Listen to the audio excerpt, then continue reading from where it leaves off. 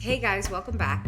So in response to the last couple of episodes where we examined how Marxism has shaped leftist culture and politics, I kept getting two main reactions. First, well, who cares? What's the harm in a little communism? Because apparently if the leading institutions and influencers of the left openly embrace an ideology responsible for over 100 million deaths, that's like an aesthetic choice. Like wearing a Che Guevara t-shirt. No big deal. And second, okay, fine, this may be true, but we're fighting a literal Nazi here. The argument being that talking about Marxist influence is a distraction from the real issue, stopping the oh-so-evil Trump and his Nazi minion Elon Musk. But then I took a step back and looked at the numbers, and something wasn't adding up. If Trump is truly Hitler 2.0, why did he receive historic support from Native American, Black, and Asian voters? Did millions of people of color, working class people, billionaires, women, and yes, even some gay people change their mind overnight and suddenly throw their hat in with a known fascist? Or were they making rational decisions based on how the Democrats have actually governed? Now, I admit I used to let the headlines just wash over me.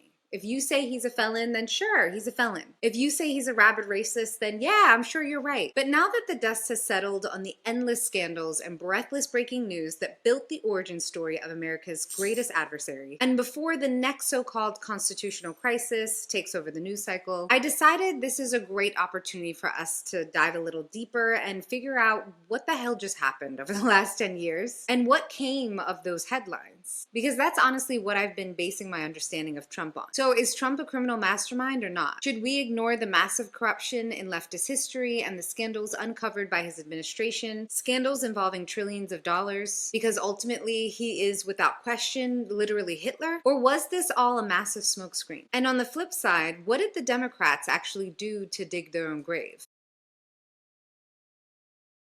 For years, the biggest story in politics was that Donald Trump colluded with Russia to steal the 2016 election. But when the dust finally settled, what did we learn? John Durham, a Trump-era special counsel assigned to infamously investigate the investigation into former President Donald Trump's alleged ties to Russia, released a bombshell 305-page report.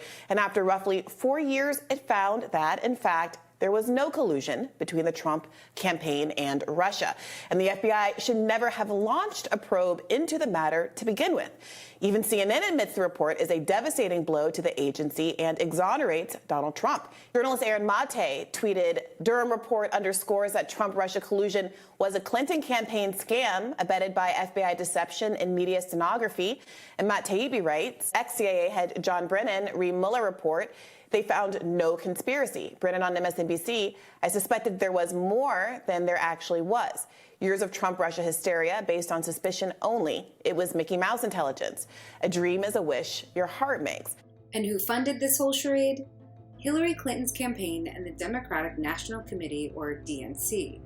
Now I know it's tempting to brush this off as a right-wing conspiracy, but even the Washington Post, the New York Times, and CNN eventually admitted it. The DNC and Clinton campaigns secretly paid for opposition research, then funneled it through law firms to hide what they were doing. And when the fabricated nonsense got fed to the FBI and laundered through the media, it was suddenly treated like a national security crisis. Now, let's get one thing straight. Fabricating evidence to frame a political opponent is not just unethical, it's illegal. Under the Federal Election Campaign Act, it's explicitly prohibited to fraudulently misrepresent oneself or one's actions in a way that harms another candidate's campaign. Meaning, if you pay to manufacture a scandal that triggers years of government investigations and impeachment attempts, you're violating federal law. But what was the punishment for this massive deception? In March 2022, the Federal Election Commission fined the DNC a measly $105,000 and Clinton's campaign a laughable $8,000 for misreporting their payments to the law firm that funded the dossier. That's it. For reference, that's chump change to a party that has access to $1 to $2 billion at any given time. And after this monumental fraud was exposed, did the media hold itself accountable? Did the left-wing establishment take a hard look at how they spent years pushing a conspiracy theory that undermined a democratically elected sitting president? Nope.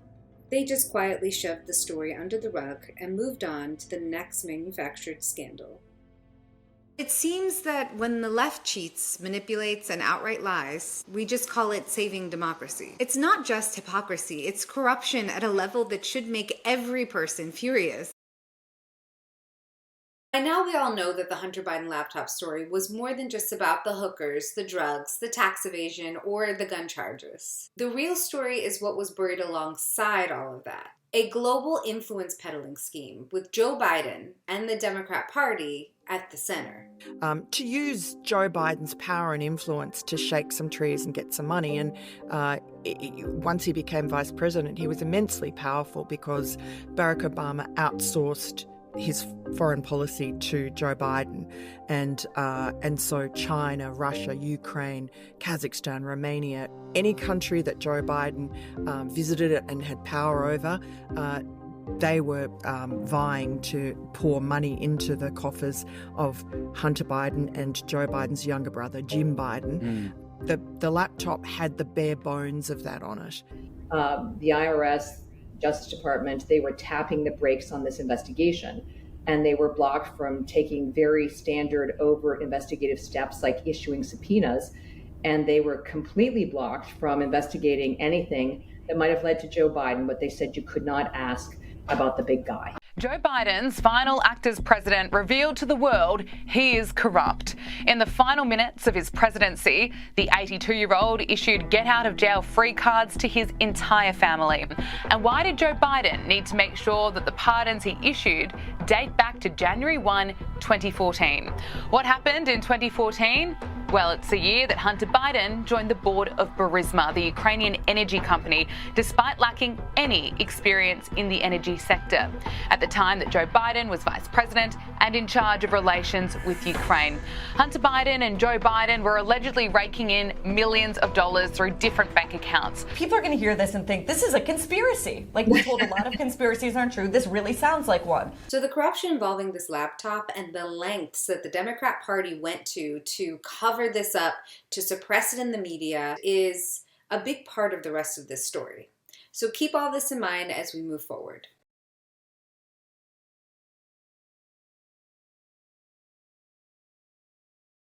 And here's where we circle back to the absolute magnitude of the suppression of free speech and the media manipulation surrounding the Hunter Biden laptop story. The release of the Twitter files in 2022 and statements from tech leaders like Mark Zuckerberg were the first cracks that completely blew open the story about Democrats tampering with the media. These content moderators at social media platforms like Twitter wield an enormous amount of power in terms of determining not only what Americans can say, but also what Americans can see.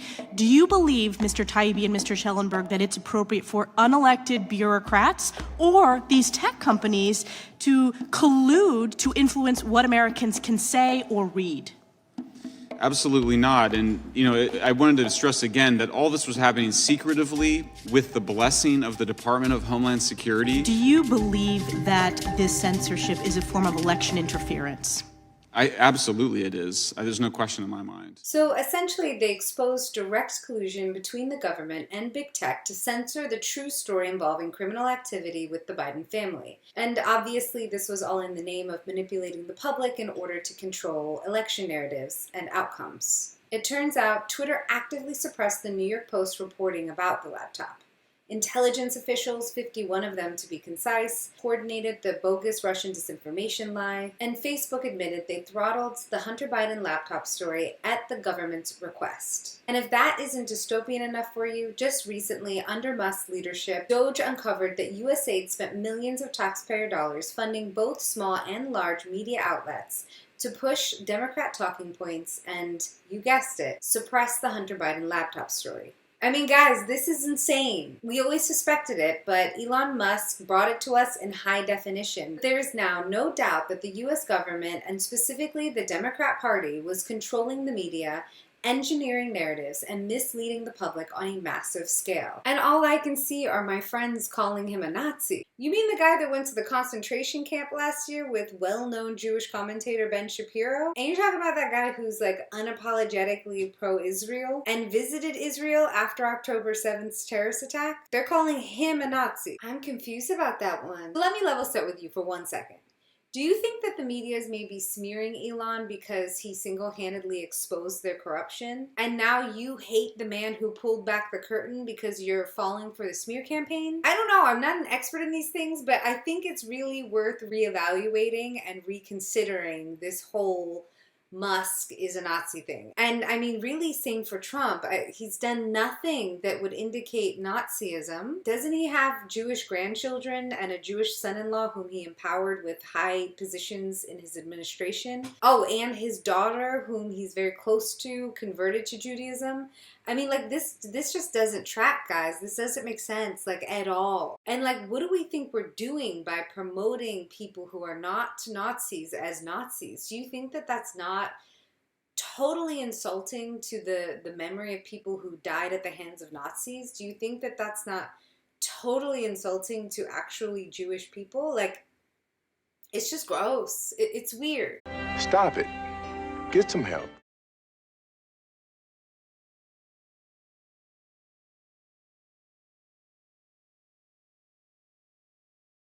I know this one's gonna sting because we really wanted this one to be true. Like, as all the other cases were crumbling into dust, this was our last shining beacon to say, no, this was really, really bad. It was like the one thing we could confidently hang our hats on. I don't know if you've noticed this, guys, but if the media really, really wants you to believe something, that's probably when we should start bracing ourselves for the inevitable bamboozling. The sharing of biased and false news has become all too common on social media.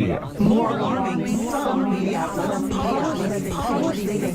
simply aren't true without checking facts first. Unfortunately, some members of the media use their platforms to push their own personal bias and agenda to control exactly what people think. And this is extremely dangerous to our democracy. This is extremely dangerous to our democracy. But I don't know, that could just be me. Am I the only one noticing this pattern? Either way, let's just dive in. January 6th, the insurrection. One of the worst days in American history. A day that will live in infamy. It was one of the worst moments in American history. And when you think about the worst moments in American history, you know, like World War II, things that happened, you know, like the Holocaust, chattel slavery, we need to never forget. Seriously, we really bought this. Like, how thirsty do you have to be, Sonny Houston? A few moments later. Is the Democratic narrative surrounding January 6th crumbling? Well, in case you missed it, last week, House Republicans, led by Speaker Mike Johnson, made over 40,000 hours of previously secret January 6th footage available online for public access. The media worked overtime to try and make us fear January 6th more than the year-long riots that actually burned down our cities. But as with every other topic today, the truth is finally trickling out. So let's knock out some of the biggest, most obvious lies right off the bat.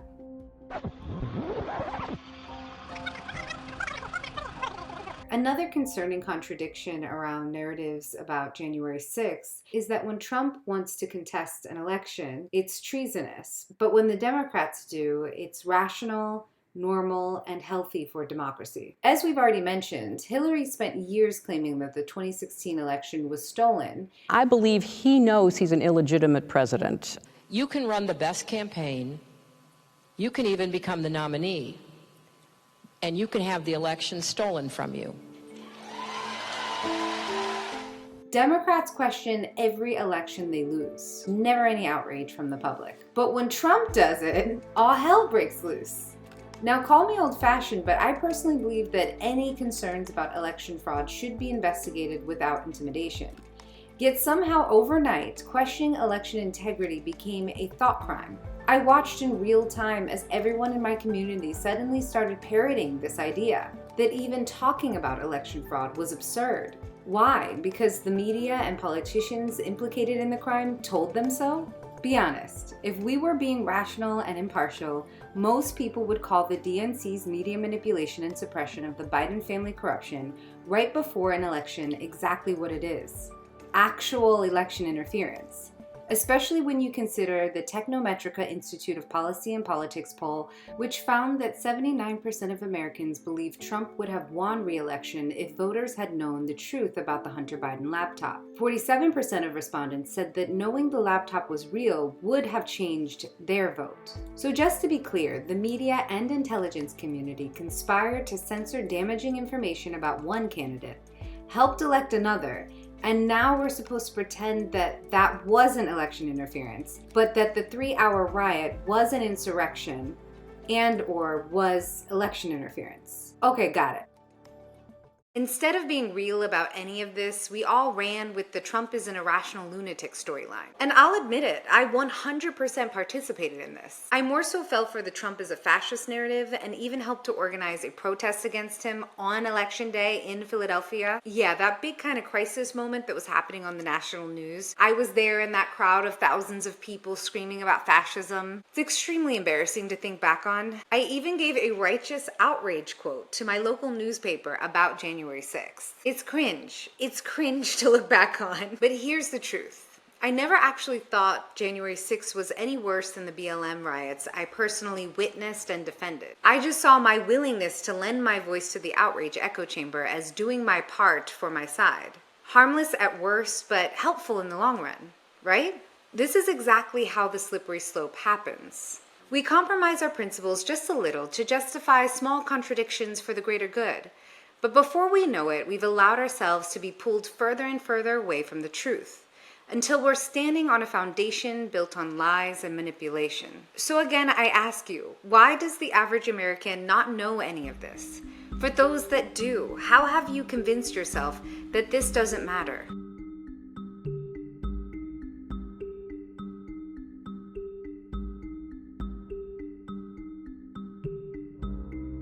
Y'all, I'm scared for us. I keep seeing people talk about lawfare as if it's a conspiracy theory. Like Trump is using it to prop up a dictatorship or something like that. And not like this is the thing that was used against him by our federal and state institutions to politically prosecute him unjustly. Like, I'm really confused if we are actually this lost, or are we all just like playing pretend? Because I didn't get the email that this was the new hoax that we were all running with. Because this is concerning. I'm really hoping that by running through all of these different cases that are considered lawfare, we can get a better understanding of what happened and kind of try to get on the same page. The newest buzzword in our politics is lawfare, using the legal system as a political weapon against an opponent. It sits before us now as a spectacle of political gluttony. How many lawsuits, court motions, and judgments against Donald Trump can the Democratic Party chow down? Then there's the trial brought by Manhattan DA Alvin Bragg, in which Mr. Trump is accused of disguising hush money payments during the 2016 presidential campaign to porn star Stormy Daniels. These are felony crimes in New York State, no matter who you are. As you may have guessed, paying hush money for a marital affair is not illegal, and categorizing that payment in a false or misleading way is only considered a misdemeanor in New York. So how did Trump become branded a felon from all of this? Well, as indicated in the clip we showed before, if it's proven that the falsified records were used to cover up another crime, then boom, felony charges. The issue is that they never proved what the other crime was. So let me get this straight. Trump gets felony charges over paperwork tied to hush money to cover up a marital affair. But when the left engages in criminal activity that I don't even believe that the United States has even seen before at this level, nothing happens. How did he get 34 counts of felony charges though? I'm confused about that. I thought he just had the one Stormy situation. Instead of charging him for one act, they played legal Tetris, stacking 34 identical charges like a clown carved paperwork, all to make it appear that he was running some kind of criminal enterprise. And it worked. They got their conviction. In January 2025, Trump was sentenced to an unconditional discharge. No jail time, no fines, no probation. Just a criminal record permanently stamped onto his name like a legal scarlet letter. You know, it's almost like this was never about punishment, and it was actually just about branding him a criminal. The argument in defense of this really quite unprecedented legal offensive boils down to one idea. The lesson is that actually no one's above the law. No one is above the law. Everyone stands equal before the law. Okay, so if it wasn't obvious enough, these cases weren't about legal accountability.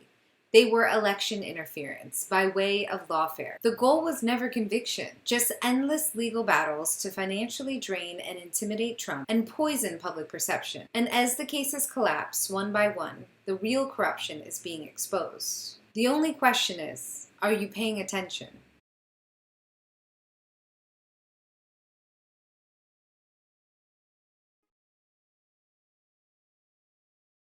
But you know, all of this still doesn't address the fact that he's an evil, xenophobic, racist, Nazi white supremacist. Like, I still can't get over the fact that he never condemned David Duke or white supremacy. Are you willing tonight to condemn white supremacists and militia groups? Sure. You've got David Duke just joined, a bigot, a racist, a problem. Would you repudiate David Duke? Sure. David Duke and robocalls are out again, the white supremacist movement supporting you.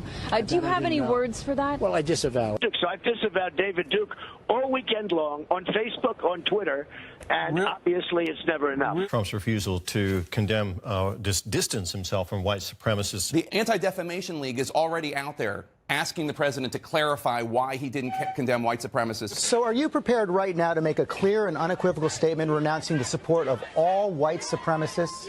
Of course I am. Of course I am. I'm willing to do anything. I want to see peace. Then do it, sir. Say it. Do it. Say it. I totally disavow the Ku Klux Klan. I totally disavow David Duke. I've rejected the KKK, the Ku Klux Klan. David Duke is saying to his supporters and followers, vote for Donald Trump. White supremacists are saying, vote. Do you want those votes? Rebuked. Is that okay? Rebuked. Rebuked. Done. Just to clear it up this morning, can you, naming it, make a declarative statement that you denounce, that the president denounces? President Donald Trump signed a congressional joint resolution that condemns white supremacy, neo-Nazis, and other hate groups. The President of the United States, in the year of our Lord 2020, refuses to condemn white supremacists.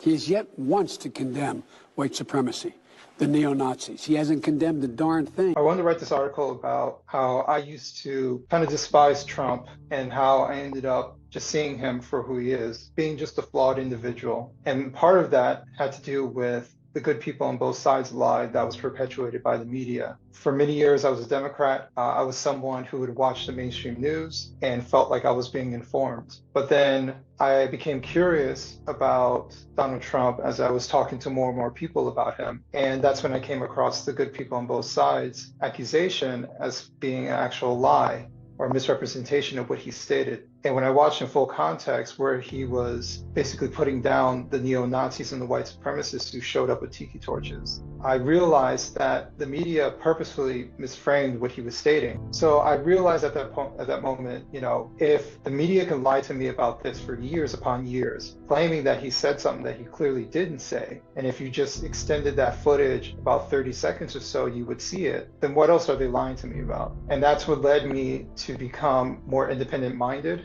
eventually leaving the Democratic Party to become an independent and just asking questions about the media that we consume. I also considered, when it comes to Donald Trump, if he is evil, then why lie about him? Because someone who's truly evil, you just tell the truth about them. The truth says everything. So is he really that evil? Is he someone that you can disagree with? I have disagreements about him. Is he someone that you have to love? You don't have to love him in order to vote for him. Is he someone that's flawed? Absolutely, he is flawed. But is he evil? Is he the next Hitler? Is he someone who's going to bring an end to democracy as we know it? That's categorically false.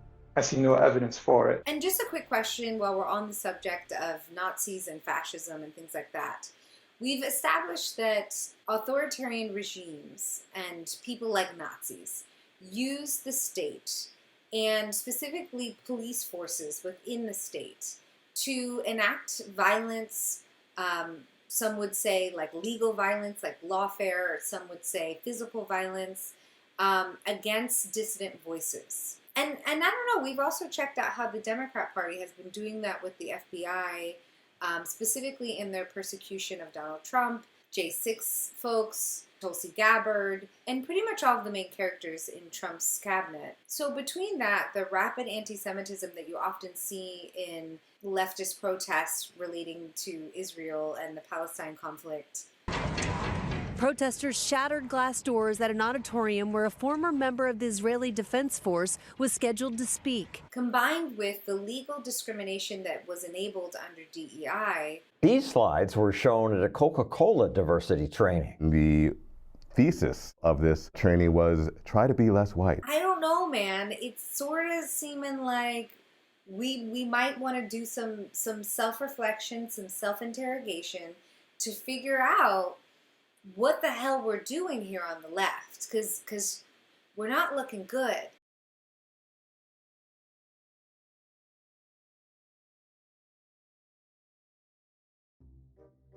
I've said it for years now. He's cogent, but I undersold him when I said he was cogent.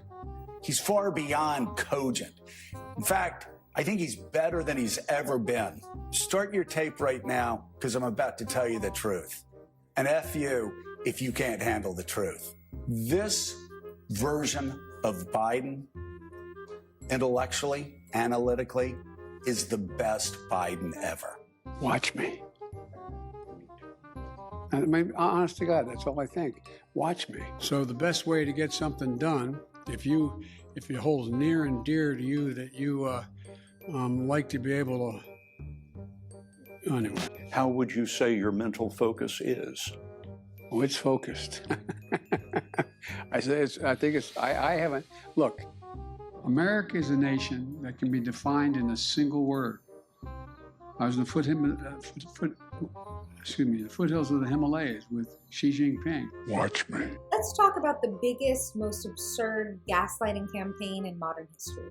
The Democrat Party and mainstream media's desperate attempt to convince us that Joe Biden was a sharp, fully functioning world leader, even as he was falling off of bikes, freezing mid-sentence, literally needing to be guided off stage like a lost grandpa at Costco. I mean, this wasn't just a little spin. This was full-blown industrial-strength psychological manipulation. Biden was out here reading teleprompter instructions out loud, and we were supposed to pretend this was normal. Every time Biden slurred his words, every time he forgot where he was, every time he randomly started shaking hands with invisible people, the media was right there, assuring us that we were imagining things. It's just a stutter, they said. Trump is the real danger, they yelled. This wasn't just optics. This man had access to nuclear codes while struggling to remember his defense secretary's name, which happened several times, by the way.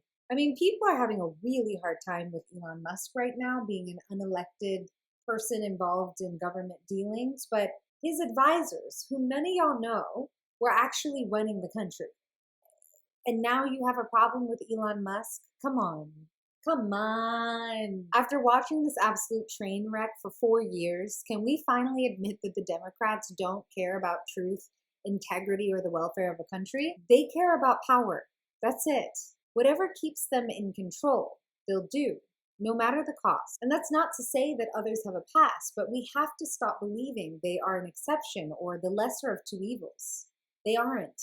They are leading the pack of Washington wolves. The bottom line, they lied. For years, they gaslit us, mocked us, and covered up what we could see with our own eyes. But the second Biden became a liability, they tossed him under the bus faster than he could say. End of quote. Repeat the line.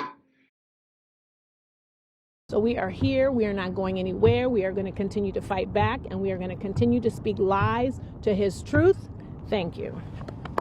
To depict Donald Trump as a Nazi-like figure, only to then completely abandon it and not follow through on any of the steps you would absolutely embrace if you truly had that authentic conviction that that was true, is just going to erode all of this even further. None of their actions are commensurate with their stated beliefs, and that basically is another way of saying not just that somebody lied, but that they are very well aware that what they said was a lie. It's human to tell white lies, smooth over details, and leave out inconvenient truths to stretch the truth a little bit and make our cases stronger. And it's easy to justify it. We tell ourselves we're correcting for a greater injustice, that we have to fight fire with fire. And in this case, we've convinced ourselves that Trump and Elon are existential threats and that any tactic that we can use against them is fair game, because we believed we were preventing something worse. But here's the thing about lying and accepting lies.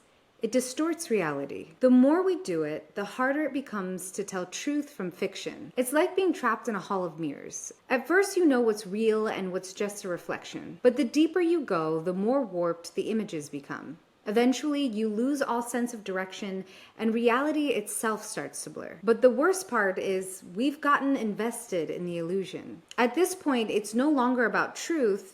It's about identity, reputation, moral superiority. Because if we admit the truth, if we acknowledge that the media and politicians lied on this level, then what does that say about us? What does it say about the arguments we made, the friendships we destroyed, the years spent believing something that wasn't true? We have suffered now from almost a decade of Russian collusion, laptop disinformation, 5 criminal and civil suits, 91 indictments, efforts to get him off the ballot. I could go on in nauseating fashion. But they all have had 2 results. One, the people are now bored and weary with all of these psychodramas and melodramas. And 2, they're starting to see them as substitutes for substantive criticism or substantive discussion. In other words, when you have nothing to say about the border policy of Donald Trump or nothing to say about his new Jacksonian foreign policy, you revert back to form. And that's what we're seeing right now. You would think in this first 100 days of Donald Trump, there would be robust debate about economic policies, border policy. There is not. Now we're talking about Elon Musk went like this, and he went like this to the crowd, this, and they said he was a Nazi. And then, of course, the internet almost immediately was awash in imagery of Elizabeth Warren, Hillary Clinton, Barack Obama. That swept over the entire world almost that Elon Musk was giving a Nazi salute. There was no evidence he did not, and that ate up a 24-hour cycle. What am I getting at here in conclusion? The left is out of ideas. They're like an addict that is addicted and fixed on their next, melodrama. And they know that that is destroying them. They know that people want substantive debate. They know they can't do that because they're on the losing end of that argument. They know they should not continue with these psychodramas, this strident invective, and they can't stop. Like a zombie addict, they can't stop. Are you or your loved ones suffering from illnesses such as TDS, also known as Trump derangement syndrome? Do you dismiss or deny the current issues facing our country, such as historic inflation, illegal immigration, corporate corruption, World War III escalations, and the chronic disease epidemic? Are you willing to elect someone who was the least popular vice president in modern history, and who offers no policy or vision for America simply because your brain keeps telling you anyone but Trump? If so, you might be struggling from TDS. Introducing independence. Independence allows you the freedom to finally think independently once again.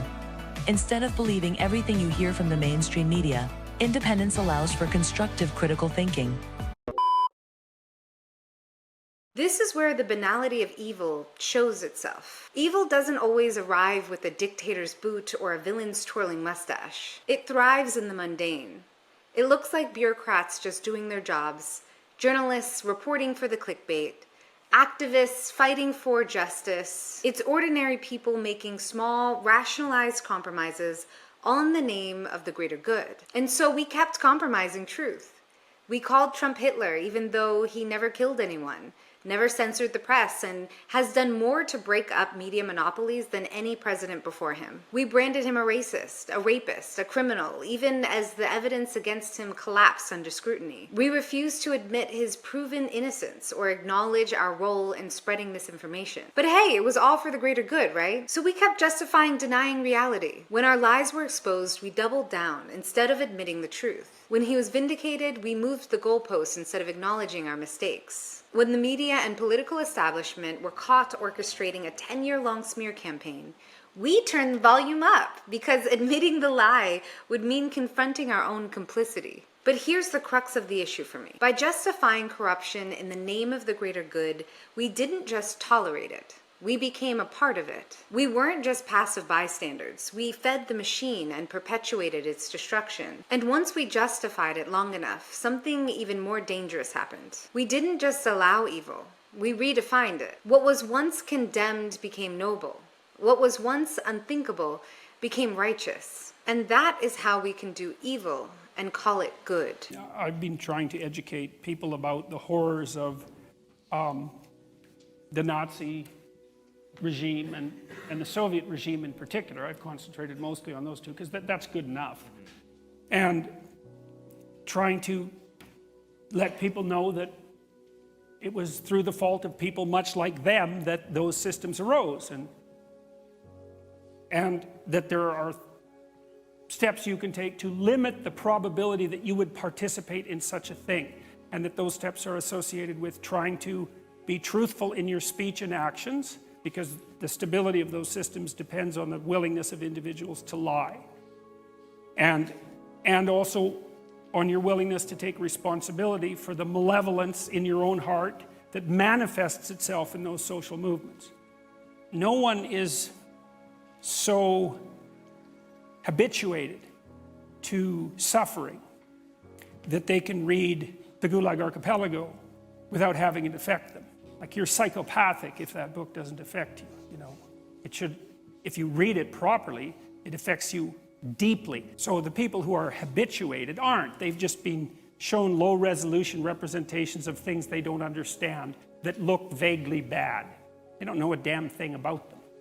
And our education system has done a tremendously appalling job of educating young people about the absolute catastrophe of radical leftism. Now, it's not much better with regards to, say, the actions of the Nazis, although I would say on average people are more aware of that. But they don't, but it's shallow knowledge. So you make the knowledge deep, and deep knowledge changes people and wakes them up. You know, I mean, the only reason that I ever got convinced that good and evil were real, more real than anything else, wasn't because I learned that good was real. That's hard. That's hard. It's hard to learn that. You have to find examples of transcendent good, you know. They're rare. Evil, all you have to do is look. You read history a bit. And read it like it's about you. You know, this is one of the things I really like about Jung. He knew that the pathway to enlightenment was barred by the necessity of a passage through hell. And that no one was going to do that. That's why there isn't a world full of enlightened people, you might say. Like, if it was just a matter of doing nice things, following your bliss, let's say, however you might put it, then why wouldn't everyone walk up the stairway to heaven? That isn't how it works. That's not how it works at all. I don't think you can be convinced of the necessity for moral action until you understand exactly how dark and terrible things can get, and that it's your fault that they're getting that way. Who wants to think that? So, you can think it though, but not without it burning you. So we convinced ourselves that we were good guys, that we were fighting for justice. But what happens when justice itself is corrupted? Well, to start, we don't condemn murder, we justify it. If it serves our agenda, we call it justice instead of cowardice. Instead of doing the harder work of addressing our own corruption and organizing a stronger party to get votes, we openly call for the deaths of our opponents, celebrate when they're killed, and react with disappointment when the assassination attempts fail. We have become bipolar in our thinking. We romanticize traditional communities while simultaneously forcing our ideologies onto faiths and cultures that do not want them. We shame the rich and powerful among us, but manipulate foreign governments through the promise of food and essential services. We scream about corruption on the right that goes unproven, yet when faced with the receipts of our own crimes, we cover it up. But this is how evil works, isn't it? It doesn't arrive as a monstrous force, it masquerades as righteousness. It twists morality, corrupts justice, and rebrands evil acts as virtue. And this is the final stage of moral decay. Tolerating evil is the first failure, but celebrating it as good, that is when we slide into tyranny.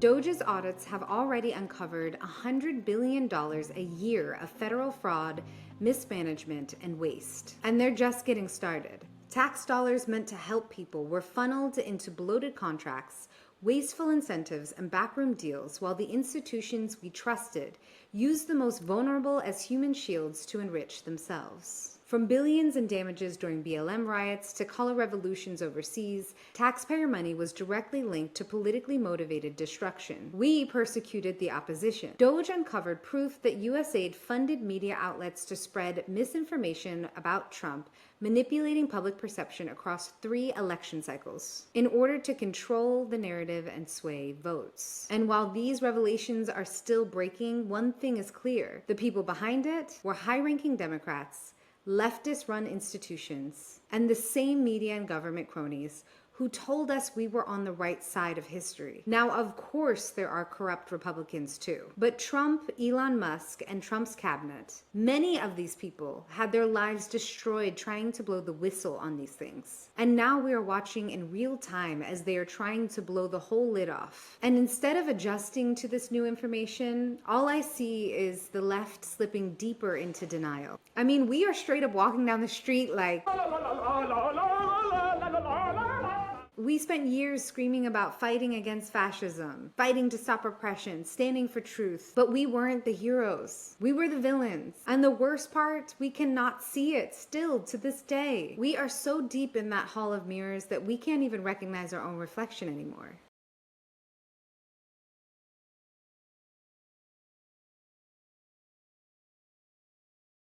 So I never wanted to make a video where it sounds like I'm defending Trump or Elon Musk. There's literally nothing in my personality or my history or my values that would make me cape for billionaires. I do not see them as helpless victims, and I definitely don't think they need me rushing to their defense. But here's what does need defending.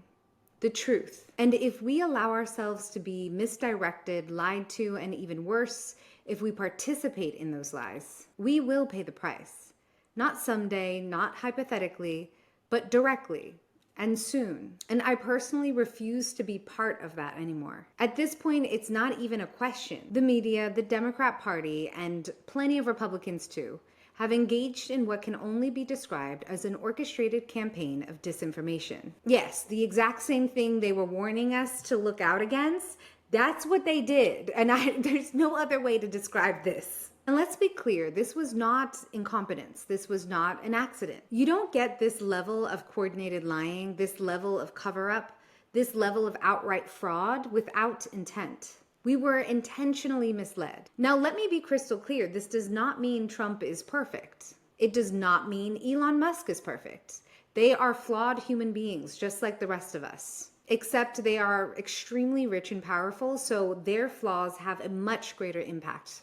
And perhaps because of that, what I am saying is we need vigilance. We need to be able to step back and objectively assess what is happening right in front of us, without letting emotional narratives or partisan loyalties cloud our judgment. If the same media apparatus that has repeatedly lied and manipulated the American public is pushing a certain narrative, we should not be swallowing it whole. We should be questioning it, researching it, fact-checking it, not by regurgitating whatever fact-checking website is funded by the same media conglomerates, but by seeking out opposing sources, cross-referencing, and thinking critically about what we're reading. And you know what? The truth is probably not sitting neatly in the middle. Sometimes it's not even going to be on the page. But it's the very least that we can do. And I don't see anyone I know doing that right now, and it's creating a very scary distortion of reality. Now, I fully expect that those who have been in my circle or who share my worldview